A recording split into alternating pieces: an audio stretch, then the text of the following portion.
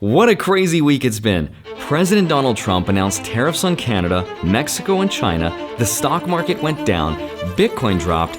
People called Mr. Trump crazy for imposing these tariffs on our neighbors, but then Canada caved, Mexico caved, the US canceled the tariffs, and the markets went up again, and now you're all caught up. Except there's a 30-day delay on the tariffs now, and they could be coming back, so when they do, I want you to understand what's happening, because a lot of people are scared right now that this will make the price of stuff go up, but I'm here to tell you that that's not always the case.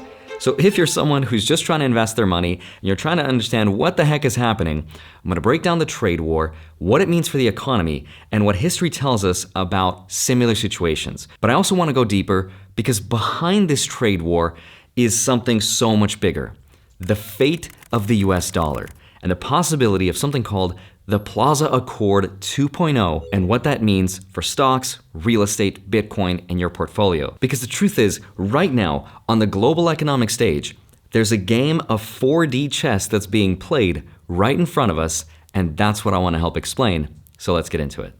Hi, my name is Andrei Jikh. Hope you're doing well. Come for the finance and stay for the trade war.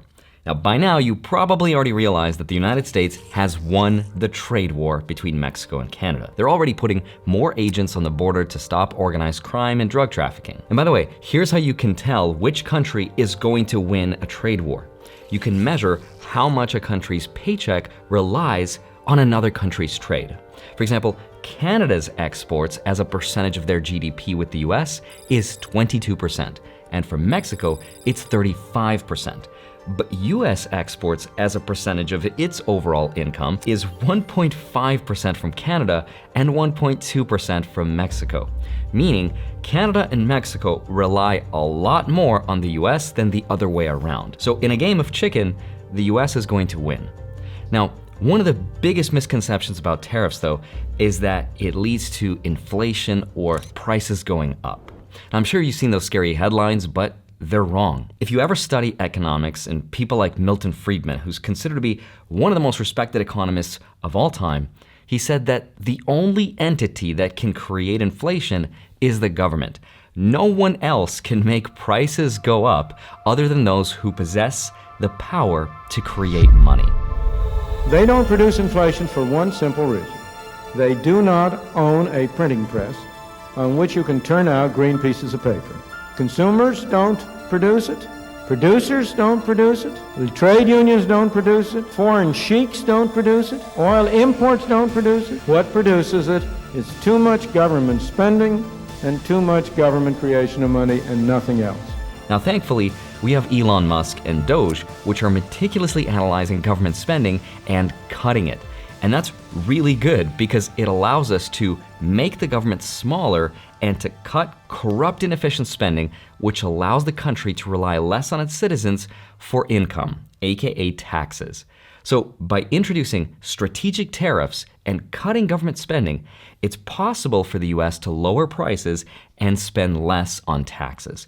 And if you want to deep dive on that, there's a video by Anthony Pompliano, which you should check out, that talks about this. There were 3 specific examples of how President Trump's 2018 tariffs actually helped create more jobs by forcing companies to make more stuff here in the US, it lowered prices, and it created more revenue for the US government.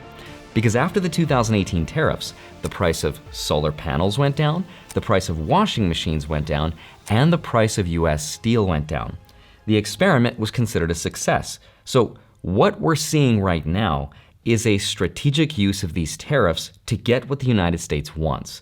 It's really, really clever, but there's also a different theory about why these tariffs are actually happening.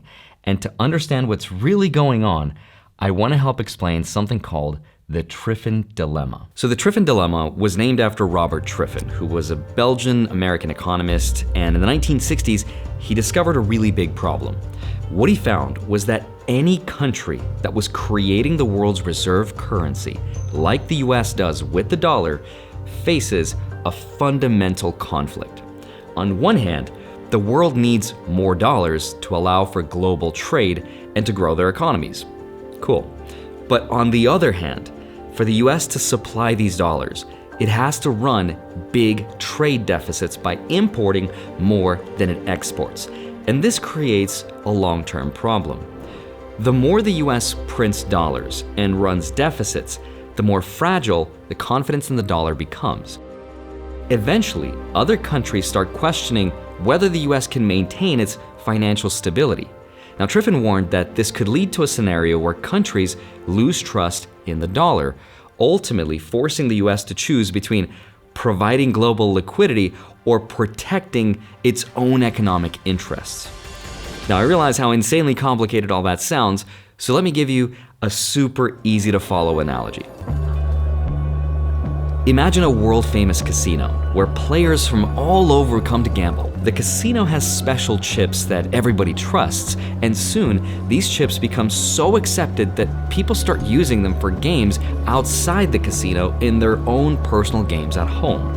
Now, to keep the system going, the casino has to keep handing out more chips than it takes in, running at a loss, so that everyone always has enough chips to play with.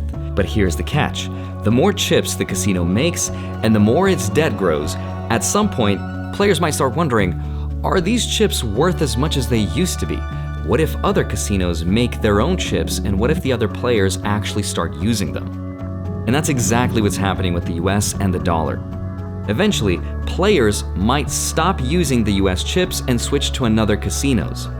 Of course, in this analogy, the casino chips are the US dollars, the Las Vegas casino is the US economy, the poker players are other countries who rely on our poker chips, and the casino running at a loss is the United States running a trade deficit. But okay, hold on. Why then does the US need a trade deficit in the first place? And that's because when other countries sell us things, they get paid in dollars, but those dollars don't just sit there.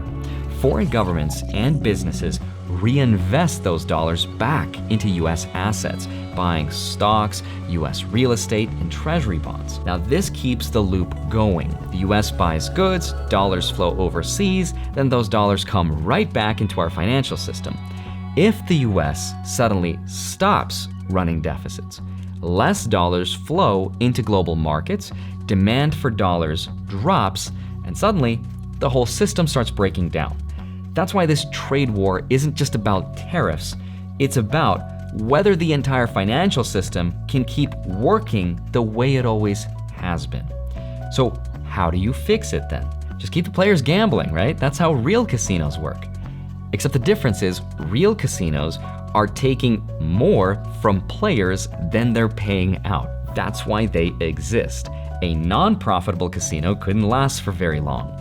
The United States can't run endless trade deficits without consequences, and here's why. The casino is not making enough money from players because it's giving out more chips than it takes in. That's why you see headlines like this one, that the US subsidizes Canada. We don't actually, but we kind of do in some sense. A losing casino has to borrow money to stay open. It borrows money through creating bonds. But now it owes debt to lenders, which are countries buying US debt. And because interest rates are high, it's costing the casino a lot of money to pay those players, which only works when the casino is making money, but this one isn't. So players begin to doubt whether the chips are worth what they used to be because they notice the casino keeps printing new chips out of thin air instead of making real profits. Now, to calm the players down, the US casino's like, chill, we got cool tech, stonks, ChatGPT, but then recently, another player at the casino was like, how much are those worth? Because we just recreated that tech for almost free. At some point, the casino reaches a breaking point where it has too much debt and can't keep borrowing money forever. When that happens, players start switching to other casinos that seem more stable. They form new alliances like the BRICS and create their own casinos, which makes the original casino really, really mad. And if confidence is lost in the casino's chips, their value collapses and the whole system falls apart, and we don't want that. But that's exactly what will happen if the US keeps running trade deficits and printing more dollars forever. It can't do that. As of right now, the US has to keep sending dollars overseas so that the world can use them. And one of the ways we're doing that is importing more than exporting, which keeps the dollars flowing out. And that's what you call the trade deficit. And now we're back to square one. The US has to borrow more and more money to keep up this cycle. Foreign countries collect US debt by buying and holding US Treasury bonds. The US government keeps borrowing more to fund its economy, and when it can't, it tries to raise taxes, which makes people really mad. So what's the solution? There's a couple theories on what the solutions are, like the Plaza Accord 2.0, which I'll explain. But on a personal level, I'm not going to wait around by holding cash, because in a world where the US dollar's value is being questioned and the global financial system is shifting, sitting on cash could mean losing purchasing power over time, and that's why I'm staying invested, and I'm doing it with the help of today's sponsor, Public. Public is an investing platform that lets you build a multi-asset portfolio with stocks, ETFs, options, bonds, and even crypto. But what I really love about Public is their focus on transparency and putting investors first. For example, they offer a high-yield cash account that's currently giving you 4.1% APY with no fees, no minimums, and unlimited transfers. So instead of letting your cash just sit there, it can actually grow while you navigate these uncertain times. And if you're like me and you want to stay invested, head to public.com/Andrei to open an account with Public. You can fund your account in 5 minutes or less, and if you transfer your old portfolio over to Public, you can earn up to $10,000 as a bonus. But of course, remember that all investing involves risk, and it's important to do your own research and find what works best for you.